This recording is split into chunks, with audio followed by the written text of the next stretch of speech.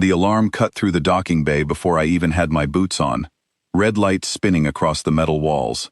Someone was shouting in a language my translator could not keep up with.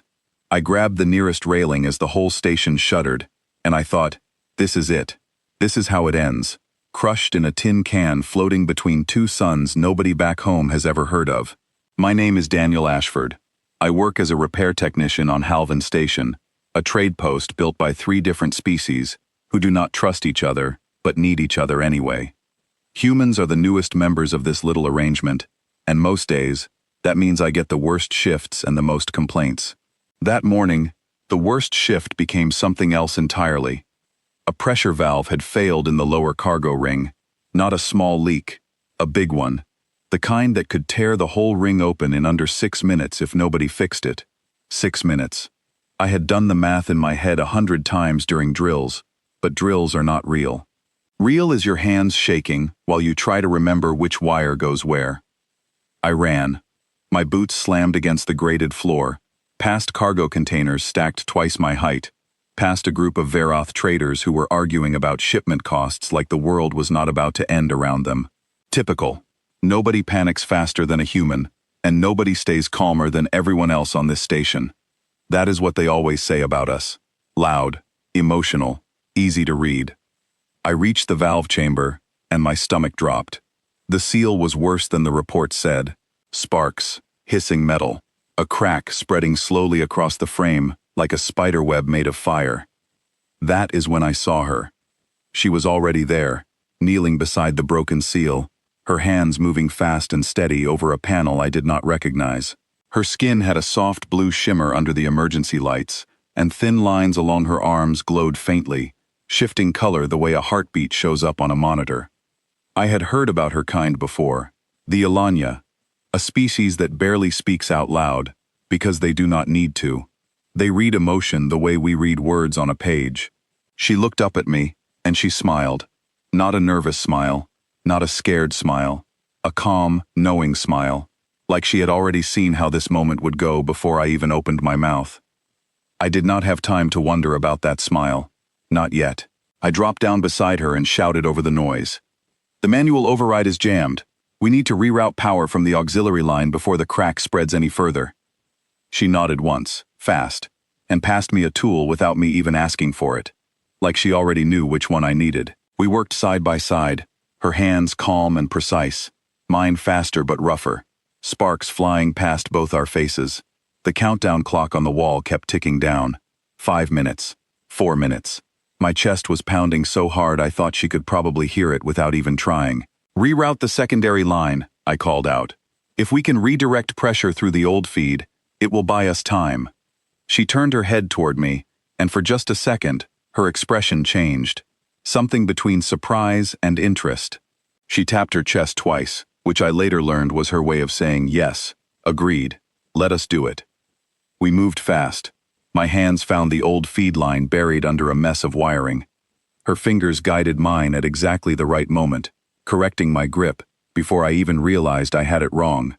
It was strange, working with someone who did not use words but somehow understood exactly what I needed before I said it.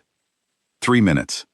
The crack in the seal groaned, metal bending under pressure that had nowhere else to go. Almost there, I muttered, mostly to myself. Come on, come on. She placed her hand over mine, steady, grounding, not to stop me, to tell me to slow down, just slightly, so my trembling fingers would not slip and waste the only chance we had. I slowed down, and it worked. 2 minutes. We connected the final line, and the pressure gauge stopped climbing. It held, just barely, but it held. 1 minute passed in silence, both of us staring at the gauge, waiting to see if the fix would last. It did. The alarm cut off. The red lights faded back to the normal soft white of the station. Somewhere down the hallway, people started cheering, relieved chatter spreading fast, the kind of noise that only comes after everyone realizes they are still alive. I sat back against the wall, my hands still shaking, my heart pounding louder than the alarm had been a few minutes ago. I looked over at her, and she was already looking at me, still smiling, that same calm, knowing smile from before. Thank you, I said, breathless. I do not know your name. She placed 2 fingers against her collarbone. A small habit I would learn later was how her species offered their name, instead of speaking it aloud. A soft chime sounded from the translator device clipped to my collar. "Naraya," the translator said. "Daniel," I told her, pointing to myself, feeling a little foolish, like a child learning to introduce himself for the first time. She tilted her head, studying me the way someone studies a puzzle they already know the answer to. I did not understand it then, not fully, but something about the way she looked at me made my chest feel tight, in a way that had nothing to do with the crisis we had just survived. Over the following days, I found myself looking for her, not on purpose, at first. I told myself it was because I wanted to thank her properly, buy her something from the trade deck, return the favor somehow.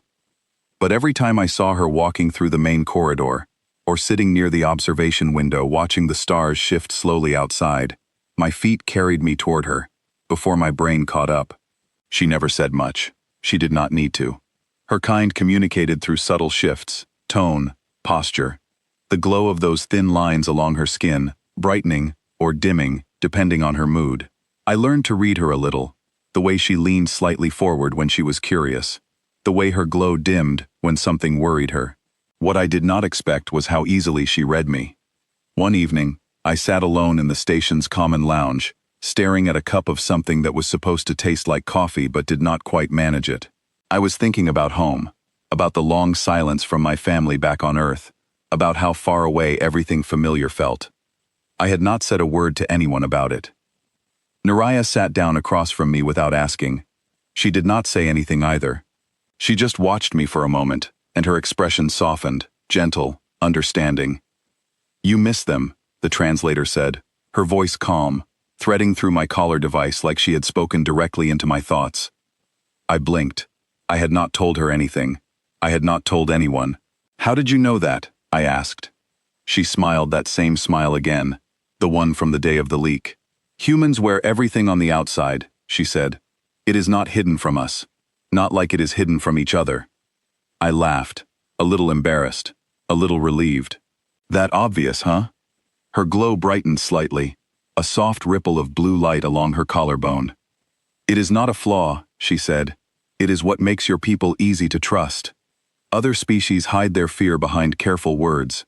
Humans do not know how to hide anything. It is refreshing." I did not know what to say to that. Nobody had ever called being an open book a good thing before. Over the following weeks, something shifted between us, slow and steady, the kind of thing you do not notice happening until you are already deep inside it. We started sharing meals in the lounge. She taught me small gestures from her culture, the meaning behind different colors of her glow, how a brighter shimmer meant excitement, how a dimmer one meant sadness or worry.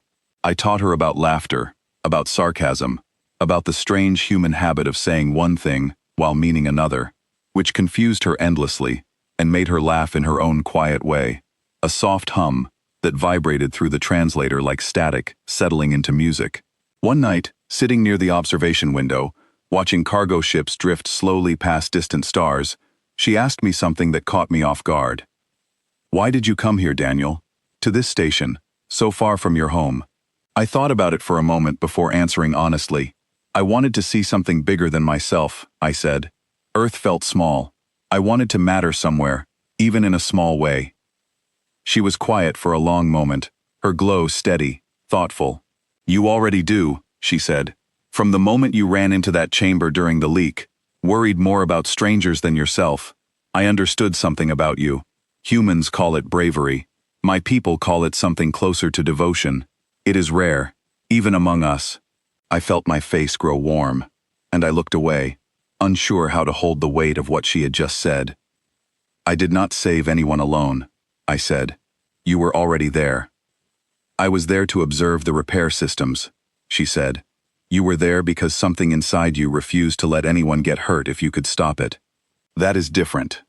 I turned back to look at her, and for a moment, neither of us said anything.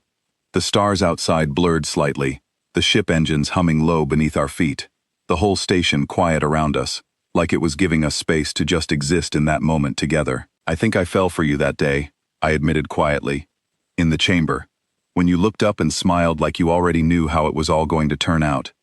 Her glow brightened, warm and steady, spreading gently down her arms. "I already knew," she said. "Not because I could see the future, because I could see you. Everything you feel shows on your face before you even realize you feel it. I saw kindness. I saw fear you refused to let win. I saw someone who cared more about strangers than his own safety. I did not need to know your name to know your heart." I reached out, slowly, uncertain, and she met my hand halfway, her fingers cool and steady against mine. "Is that strange for you?" I asked. "Loving someone you can read so easily?" She shook her head, gentle and sure. "It is easier," she said. "Your kind does not hide behind masks. What I see is what is real. There is peace in that." Weeks passed, and our bond deepened in quiet, steady ways. Small moments stacking on top of each other, like the slow build of trust between two people learning a new language, made of glances and gestures instead of words. But peace on a station like Halvan never lasted long. A dispute broke out among the trading factions, tensions rising over territory near the outer docking rings. Ships that did not belong to any of the station's usual allies began gathering just beyond the border, engines idle, waiting. Nobody said the word conflict out loud, but everyone felt it coming, the same way you feel a storm building in the air before the first drop of rain falls.